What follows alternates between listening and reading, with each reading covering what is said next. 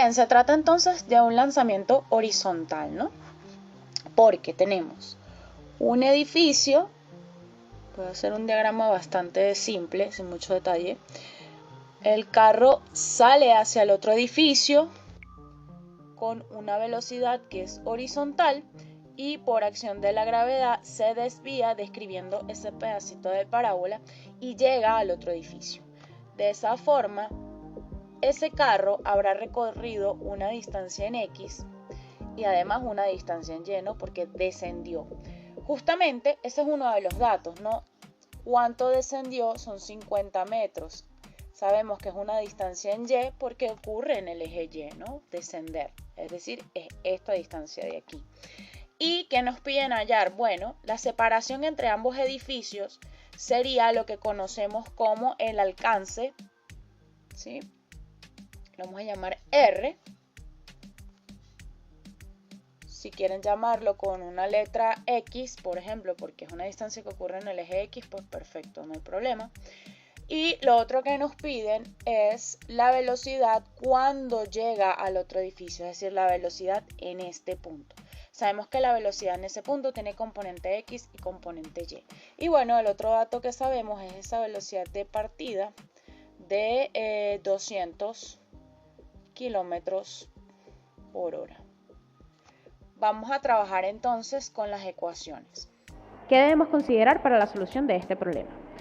Al ser un lanzamiento horizontal, el cuerpo se mueve en dos dimensiones, tanto en el eje X como en el eje Y.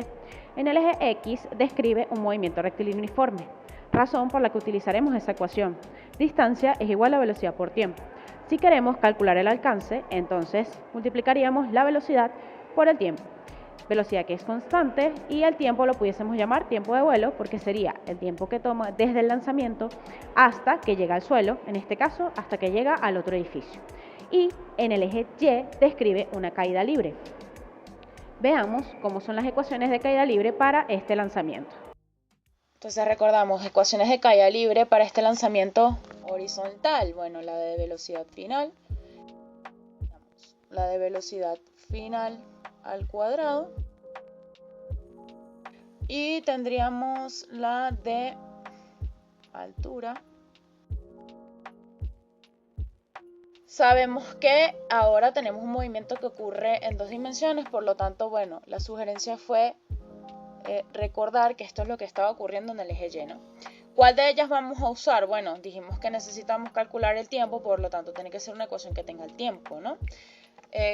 Pudiese ser bien la primera o bien la última, de donde si observamos con bastante claridad tendríamos que utilizar la tercera porque la primera no tenemos la velocidad final. Si despejamos de la última ecuación, es decir, de la ecuación de la distancia, despejamos el tiempo, tendríamos entonces el 2 va a pasar multiplicando, la gravedad va a pasar dividiendo y finalmente el cuadrado del tiempo pasa como raíz, por lo tanto el tiempo va a ser la raíz de 2 veces la altura entre la gravedad. Raíz de todo eso, ¿no? Sustituyendo, el tiempo va a ser la raíz de 2 por la altura que descendió entre la gravedad, que la vamos a utilizar como 10 para fines prácticos. Y debo extraer la raíz, no puedo eliminar el cuadrado con la raíz, o sea, tengo que sacarle la raíz al 10. Por lo tanto, esto va a ser 3,162 segundos, ¿sí?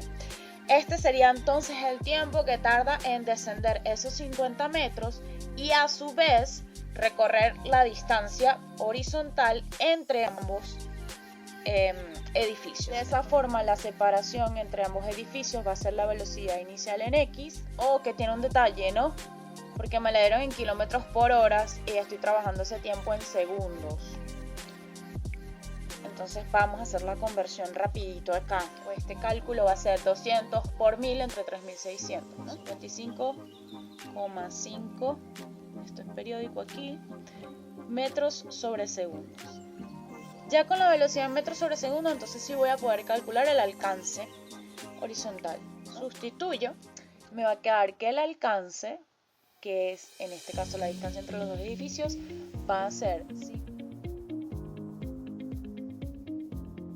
Eso me da un total de, voy a escribirlo acá abajo, 175,6. ¿Qué cosa? Pues metros, ¿no? Dijimos que esta sería la distancia entre ambos edificios. Vamos ahora con la velocidad con la que llega al edificio, pues de llegada, ¿no? Valga la redundancia. Por lo tanto, recordamos que la velocidad en un lanzamiento horizontal, cuando me la pidan, proviene de un teorema de Pitágoras que ya demostramos. Entonces depende de la velocidad en X, la componente horizontal, y de la componente vertical, ¿no? Dijimos que esta la tenemos porque es constante y esta es la que tenemos que calcular. ¿Cuándo la vamos a calcular? Pues cuando llega al otro edificio. ¿Cuándo llegó al otro edificio? Cuando transcurrió este tiempo. De esa forma, ok. La componente vertical, cuando llegó, vamos a calcularla simplemente como gravedad por tiempo, ¿sí?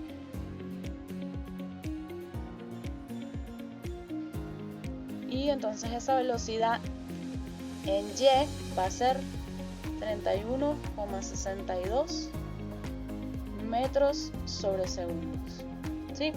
Esta es la componente vertical de la velocidad cuando llega al otro edificio. Ahora, teniendo esto, voy a sustituir en esta igualdad, en esta ecuación, para calcular la velocidad. La velocidad con la que llega al otro edificio sería sustituir esto en esta ecuación, ¿no? Vamos a hacerlo rapidito.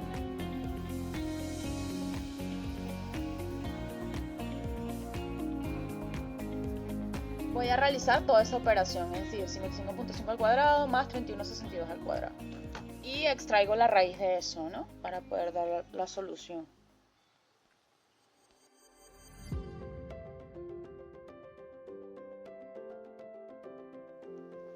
Nos da 65,412 metros sobre segundo. Esa es la velocidad con la que llegó al otro edificio. Entonces, obtuvimos que ese carro que sale con 200 km por hora desde el primer edificio, o su equivalente es 55.5 metros sobre segundos, y habiendo descendido 50 metros, la distancia que hay entre los dos edificios es el alcance horizontal, que fue de 175.6 metros. Y la velocidad con la que llegó al segundo edificio fue de 65,412 metros sobre segundo. Vale, nos vemos pronto. Chao, chao.